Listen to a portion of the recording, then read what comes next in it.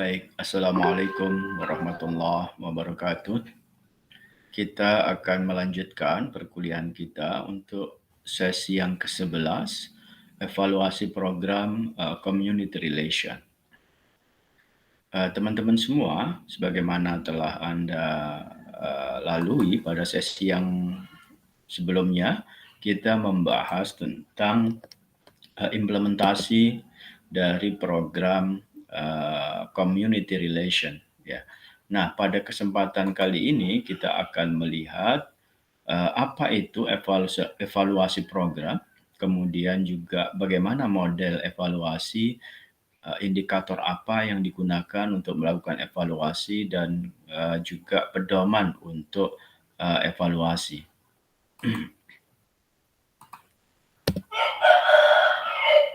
Nah, tujuan pembelajaran ini memang diharapkan teman-teman bisa memahami konsep tentang evaluasi program community relation, model-model dan indikatornya.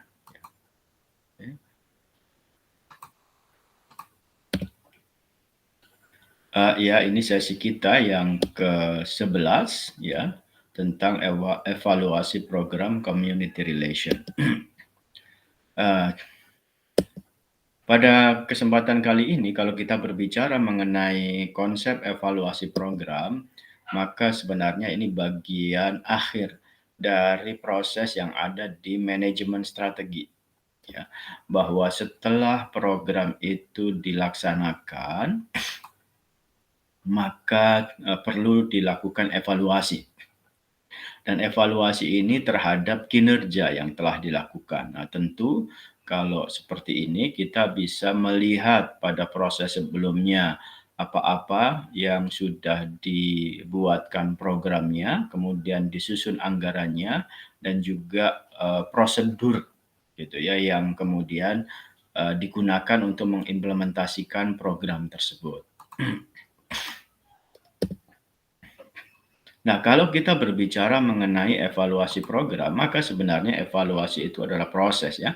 Proses untuk apa? Untuk memastikan bahwa keputusan yang mana kita memiliki perhatian itu memiliki informasi yang memadai ya, untuk kemudian informasi itu kita kumpulkan dan kita analisa dalam rangka kita mengambil keputusan tahap selanjutnya. Apa itu? Mungkin saja kita akan memperbaiki proses perencanaan pada program-program yang lain. Nah, jadi memang evaluasi itu rangkaian prosedur yang kemudian sifatnya memang menilai apakah pelaksanaan itu sesuai dengan standar atau mutu tertentu gitu ya.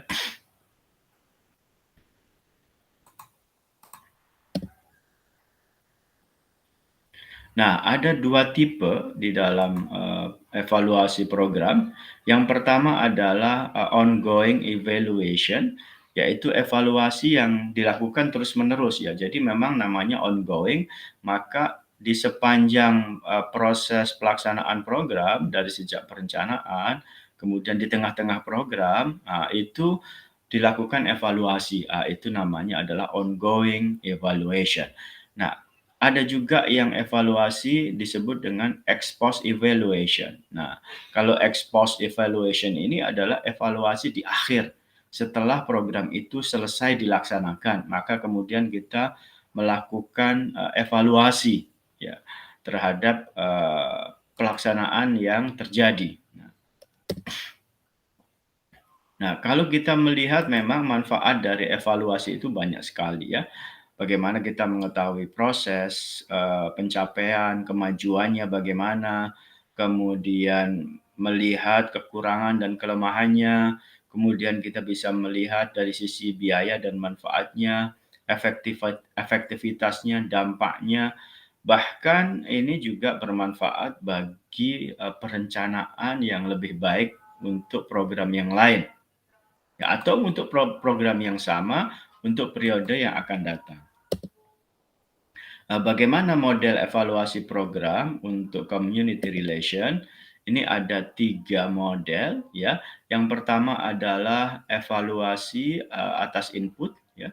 Kemudian yang kedua evaluasi proses dan yang ketiga adalah evaluasi hasil. Kalau kita melakukan evaluasi input, ya, maka evaluasi itu dilakukan terhadap semua unsur yang menjadi masukan bagi suatu program. Jadi kalau kita bicara teori sistem, itu kan ada input, proses, dan output. Nah, maka masukan-masukan yang merupakan inputan bagi program itu harus kita lihat. Contohnya apa kalau untuk program community relation, misalnya masyarakat, ya, peserta program itu merupakan input, ya. Tim atau staf itu juga merupakan input, ya. Dan program itu sendiri itu juga merupakan input, ya. Nah, bagaimana kalau kita ingin mengevaluasi masyarakat atau peserta program?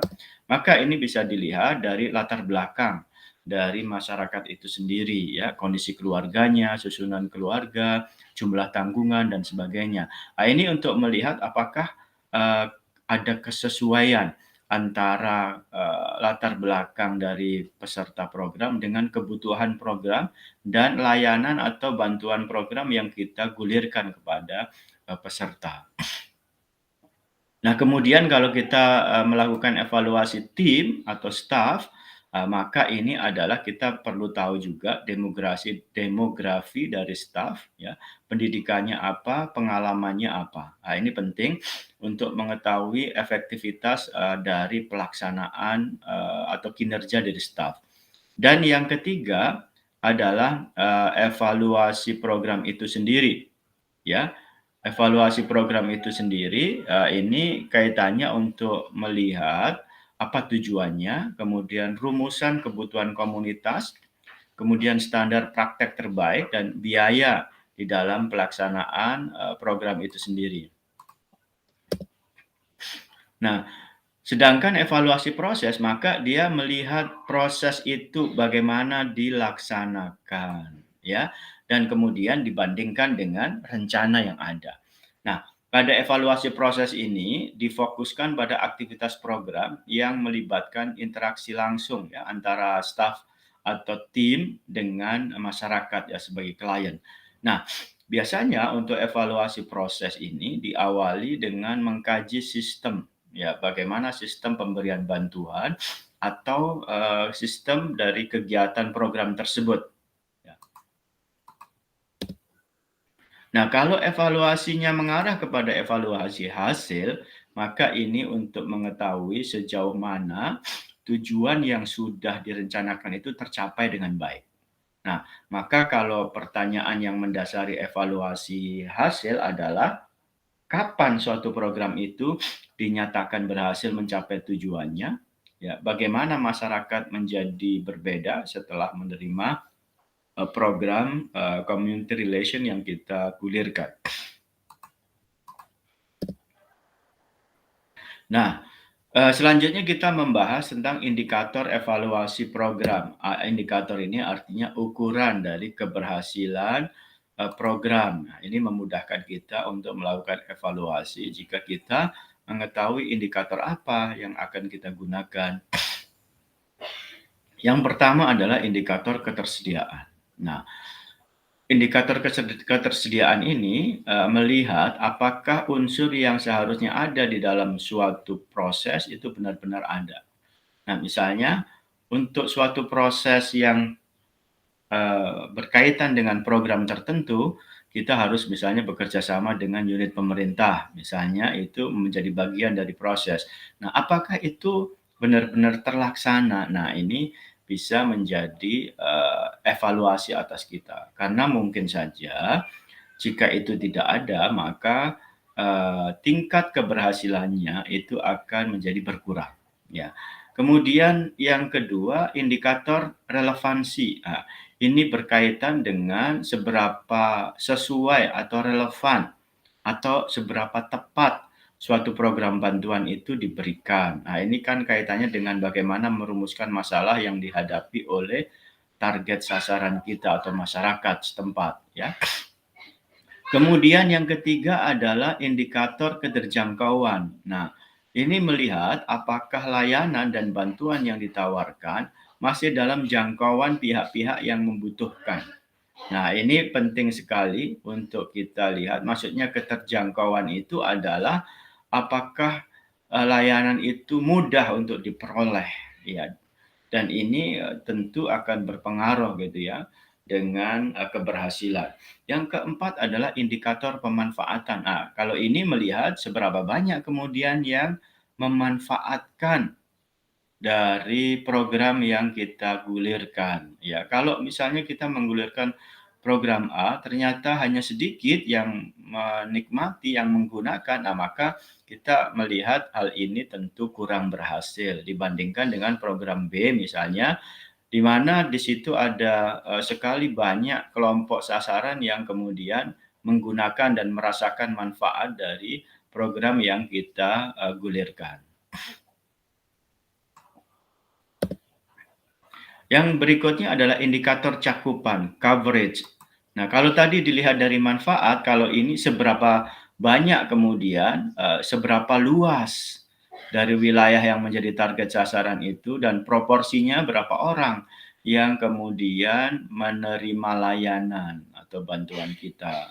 Ini maksudnya kalau suatu wilayah di wilayah itu kita buat program CSR atau apa, kemudian, kita perlu tahu ya dari seluruh wilayah itu apakah mereka, seberapa luas dari mereka itu yang kemudian memanfaatkan atau menerima ya program yang kita lakukan. Jangan hanya mungkin dari sekian luas wilayah itu, ya padahal mereka semuanya mendapatkan dampak ya dari, aktivitas organisasi. Nah, ternyata yang diberikan layanan hanya satu kecamatan mungkin atau mungkin bahkan satu desa atau satu RT. Ini berarti cakupannya tidak mewakili, dari total program yang semestinya kita gulirkan. Nah, indikator kualitas, nah ini berkaitan dengan standar ya. Apakah memenuhi standar? Nah, misalnya kalau kita membuat media ya kaitannya dengan program CSR yang kita berikan, apakah kualitasnya itu adalah, untuk media yang bisa, dengan, apa namanya, standar yang terbaik gitu ya, ataukah hanya standar, sekedar untuk posting sosial media dengan peralatan yang sedang, yang sederhana. Ini perlu diperhatikan tentunya ya. Kemudian indikator upaya. Ini melihat ini dari sisi proses terutama ya, berapa banyak upaya yang sudah dilakukan untuk mencapai tujuan program. Nah itu. Kemudian yang kedelapan adalah indikator efisiensi. Nah ini melihat apakah sumber daya yang digunakan itu tepat guna. Nah kalau mengukur dari efisiensi ini seberapa banyak input dibandingkan dengan output-nya. Nah, tentu semakin efisien itu jika inputnya sedikit, tapi outputnya atau luarannya itu, banyak, ya. Kemudian yang kesembilan adalah indikator dampak. Nah, ini melihat pengaruh, perubahan, perbedaan sebelum ada program dan sesudahnya, ya. Nah, oke, yang terakhir adalah bagaimana pedoman evaluasi dan pengukuran program community relation. Nah, di sini ada 7 aspek ya yang perlu diperhatikan oleh kita semua di dalam melakukan pengukuran yang dikemukakan oleh Lindemann ya.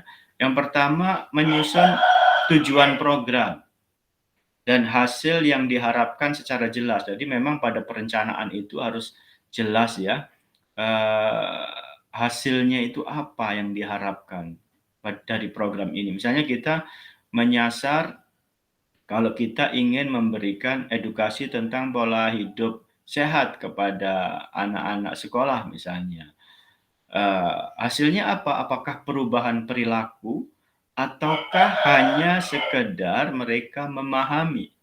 Nah, itu beda kemudian ya untuk mengukur hasilnya nanti ya.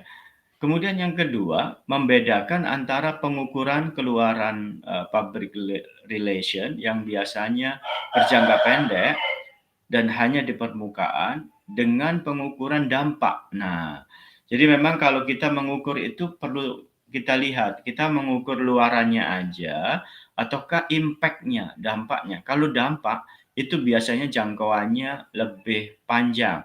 Hanya kemudian mengukur dampak itu tidak semudah mengukur luaran, ya.